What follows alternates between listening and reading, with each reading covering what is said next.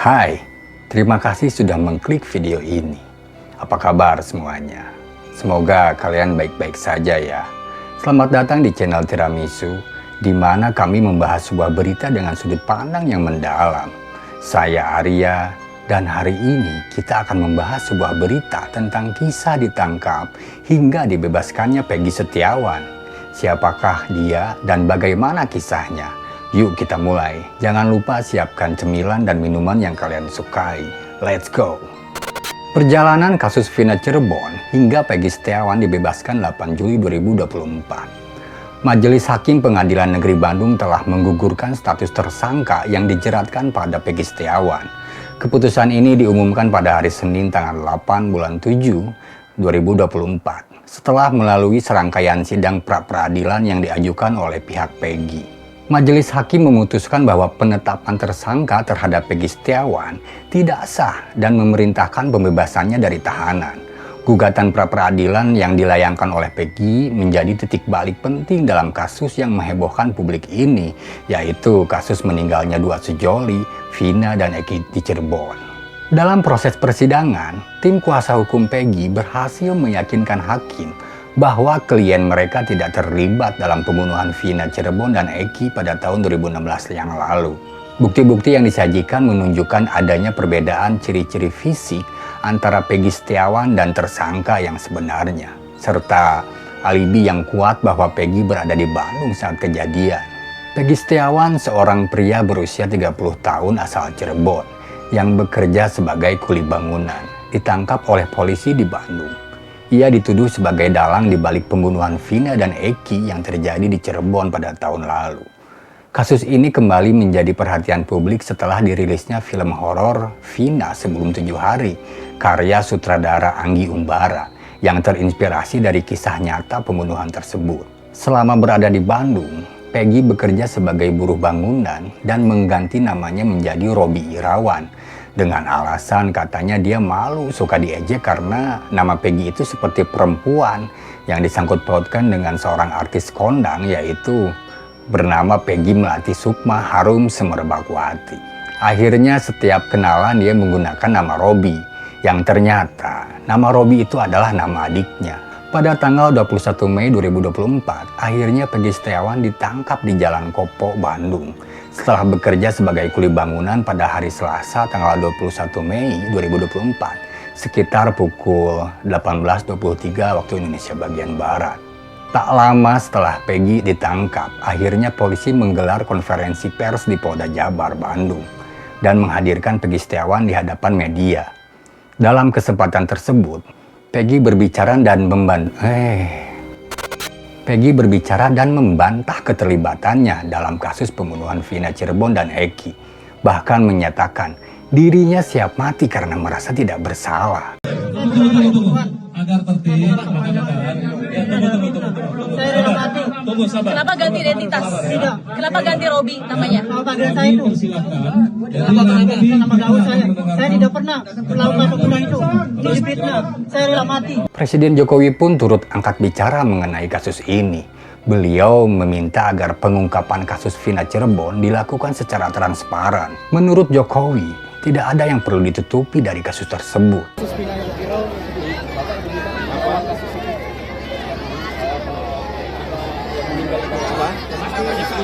apa kasus ini? Tanyakan ke Kapolri.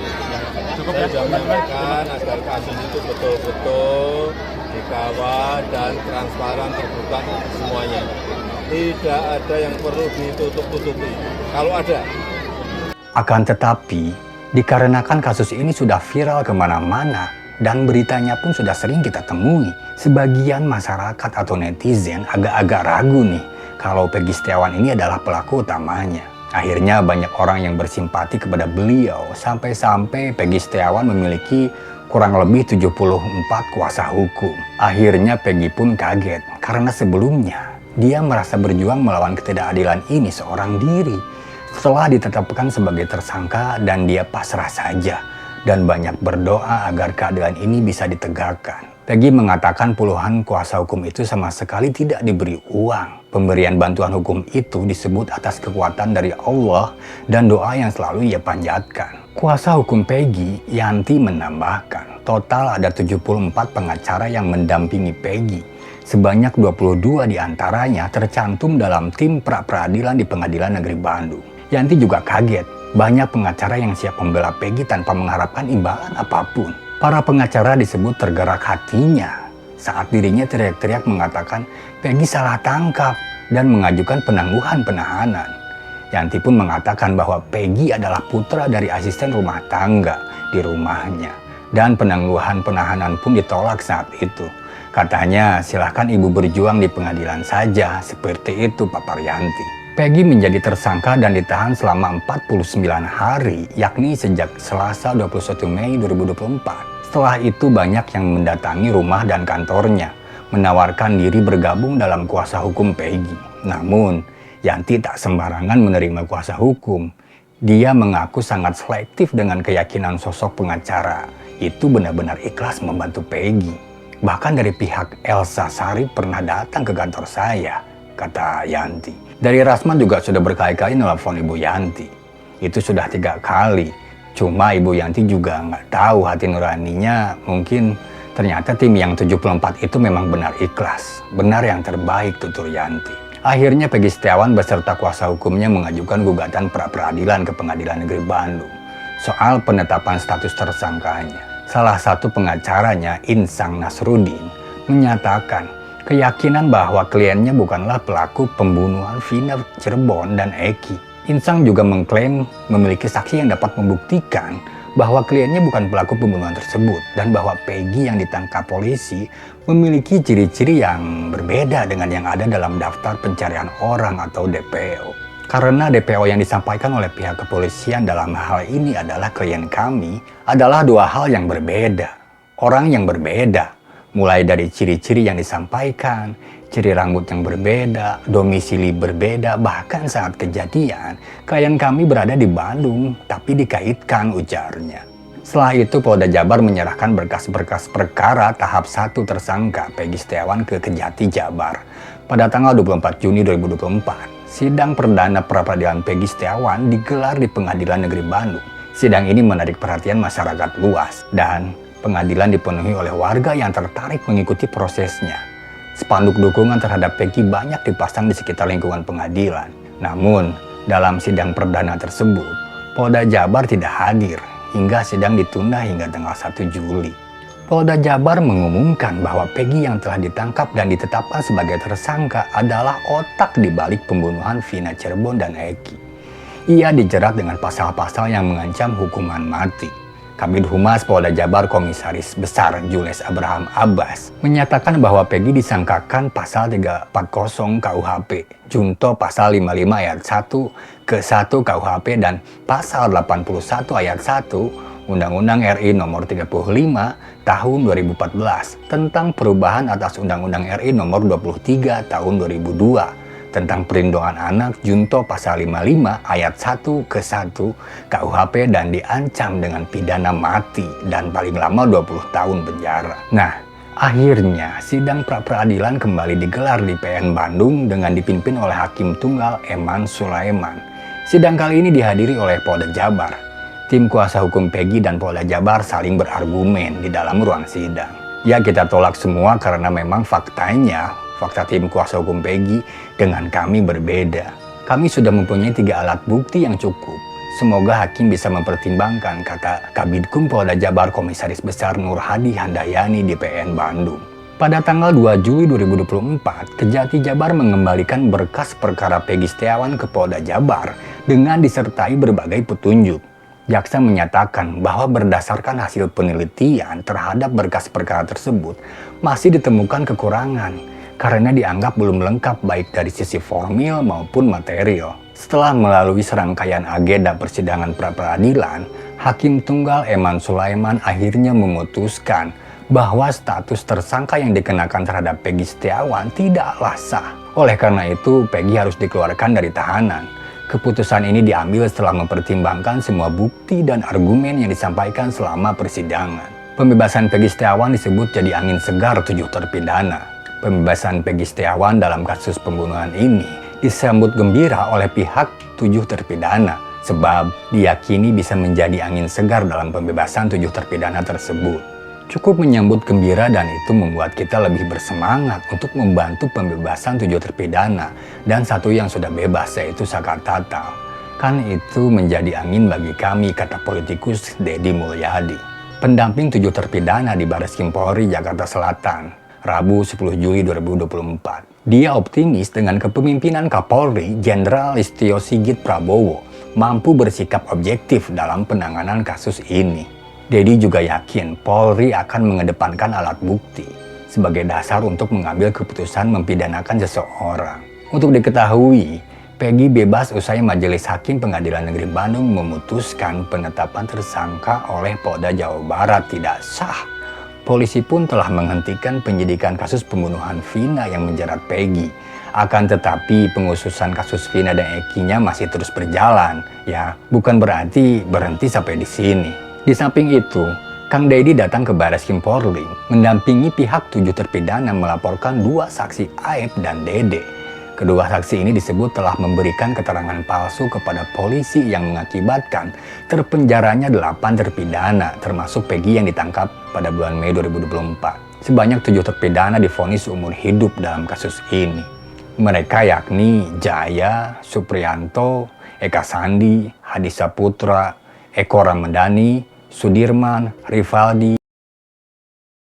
Sedangkan 1 terpidana bernama Saka Tatal yang kala itu anak di bawah umur dihukum 8 tahun penjara. Saka Tatal mendapat pengurangan hukuman menjadi 4 tahun penjara dan bebas pada bulan April 2020. Anak kucing gimana itu?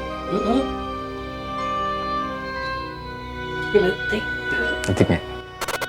Peggy Setiawan akhirnya menghirup udara bebas usai memenangkan gugatan pra-peradilan terkait kasus ini. Peggy pun tersenyum lepas saat dikeluarkan dari ruang tahanan. Sidang gugatan pra-peradilan Peggy Setiawan digelar di PN Bandung pada hari Senin, tanggal 8 bulan 7 2024. Eman Sulaiman bertindak sebagai hakim tunggal yang mengadili gugatan tersebut. Mengabulkan pra-peradilan pemohon untuk seluruhnya. Menetapkan penetapan tersangka kepada pemohon atas nama Peggy Setiawan beserta surat lainnya dinyatakan tidak sah dan batal secara hukum. Dirangkum dari Detik Jabar, berikut 8 fakta Peggy Setiawan bebas dari kasus Vina usai menang pra-peradilan. Polda Jabar diminta kembalikan harkat martabat Peggy dalam putusannya. Eman meminta Polda Jabar selaku tergugat segera membebaskan Peggy Setiawan dari tahanan. Polda Jabar juga diwajibkan untuk mengembalikan harkat dan martabat Peggy. Menyatakan tindakan termohon menetapkan pemohon sebagai tersangka adalah tidak sah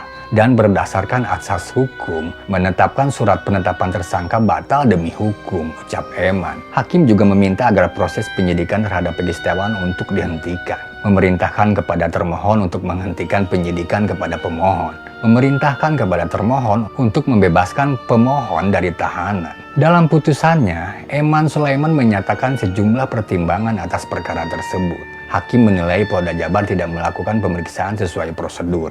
Di antaranya tidak memeriksa Peggy sebelum ditetapkan menjadi tersangka. Menimbang bahwa hakim tidak sependapat dengan dalil dari termohon yang mengatakan tidak perlu pemanggilan atas pemohon, kata Eman Sulaiman. Menurut Eman, tindakan yang dilakukan Polda Jabar tidak sesuai dengan Peraturan Kapolri Nomor 14 Tahun 2020 tentang manajemen penyidikan tindak pidana dan Peraturan Kapolri Nomor 6 Tahun 2019 tentang penyidikan tindak pidana. Sehingga Eman menyatakan penetapan DPO terhadap Peggy Setiawan tidak sah secara hukum. Karena keluarga harus tahu pemohon masuk ke dalam DPO, ucapnya menambahkan.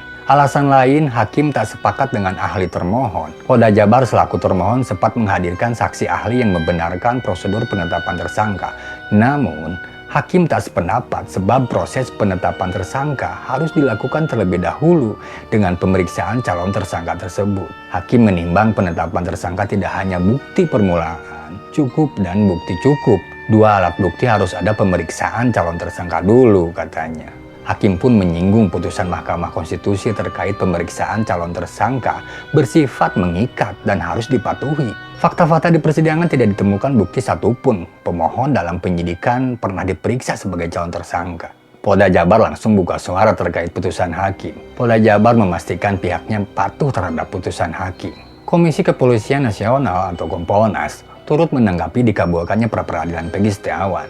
Kompolnas menyoroti sejumlah hal, terutama mengenai pertimbangan hakim dalam memutuskan perkara tersebut. Kompolnas selaku pengawas eksternal Polri sejak awal kasus ini dilakukan penyidikan. Kami kawal terus. Beberapa kali kami turun, kami mendapatkan gelar perkara dan ikut sidang hari ini, kata Ketua Harian Kompolnas Benny Mamoto di Polda Jabar hari Senin tanggal 8 bulan 7 2024. Kompolnas menyoroti pertimbangan hakim yang menyinggung peraturan Kapolri mengenai manajemen penyidikan. Menurut Benny, ada dua sisi dari pertimbangan hakim itu yang kemudian menjadi bahan evaluasi untuk Kompolnas. Hakim berpendapat ada beberapa hal yang tidak dipenuhi. Oleh sebab itu, kami dari Kompolnas ada dua sisi. Satu sisi bagaimana evaluasi penanganannya, di sisi lain bagaimana evaluasi perkap dan perpolnya, ujarnya. Namun terlepas dari semua itu, Kompolnas, kata Benny, tetap menghormati putusan PN Bandung mengenai pra-peradilan Peggy Setiawan. Benny menyatakan pihaknya menghormati putusan yang telah sepekan ini bergulir di persidangan. Kuasa hukum keluarga Vina, Raden Reza Pramadia, pun angkat bicara soal putusan pra-peradilan yang membebaskan. Kuasa hukum keluarga Vina, Raden Reza Pramadia, pun angkat bicara soal putusan pra-peradilan yang membebaskan Peggy. Ia mengaku bersyukur atas adanya putusan tersebut. Menurut Reza, sedari awal pihaknya memang tidak yakin jika Peggy Setiawan adalah pelaku dalam kasus ini. Oleh karenanya, ia sendiri sudah memprediksi jika Peggy Setiawan akan terbebas dari status tersangka. Ibunda Peggy, Kartini, langsung mendatangi Polda Jabar untuk menjemput kebebasan anaknya tersebut. Dia pun mengucapkan terima kasih ke masyarakat Indonesia. Peggy akhirnya keluar dari ruang tahanan Direktorat Perawatan Tahanan dan Barang Bukti Polda Jabar pada hari Senin tanggal 8 bulan 7, sekitar pukul 21 WIB. Setelah resmi bebas, Peggy yang mengenakan kaos kuning terlihat berulang kali melemparkan senyum kepada awak media. Peggy mengucapkan terima kasih banyak terhadap masyarakat Indonesia. Terima kasih kepada Bapak Presiden Joko Widodo, kepada Presiden terpilih Bapak Prabowo Subianto dan tim lainnya. Dan Peggy pun mengucapkan terima kasih kepada netizen Indonesia yang telah mendukung dan mau mendoakannya. Terima kasih juga katanya kepada tim kuasa hukum yang selama ini sudah membelanya. Setelah resmi bebas, Peggy mengaku dalam kondisi sehat. Ia mengatakan aktivitas sehari-harinya paling banyak diisi dengan makan dan tidur di ruang tahanan. Katanya setelah itu pun dia mau langsung pulang, istirahat, dan lanjut kerja. Nah, bagaimana pendapat kalian tentang berita ini? Apakah Peggy Setiawan memang bukan pelakunya? Kalau memang bukan, lantas siapa Peggy alias Peron ini yang selama ini jadi DPO? Kita serahkan saja semuanya sama pihak yang berwenang agar keadilan ini terus ditegakkan. Yang pasti, kita semua berharap agar tidak ada lagi kejadian seperti ini di kemudian hari. Buat kalian semua tetap waspada, jaga kesehatan kalian, dan baik-baik ya. Jangan ragu untuk berbagi pandangan kalian dengan mengirimkan pesan atau komentar di sini. Saya Arya, sampai jumpa di berita selanjutnya.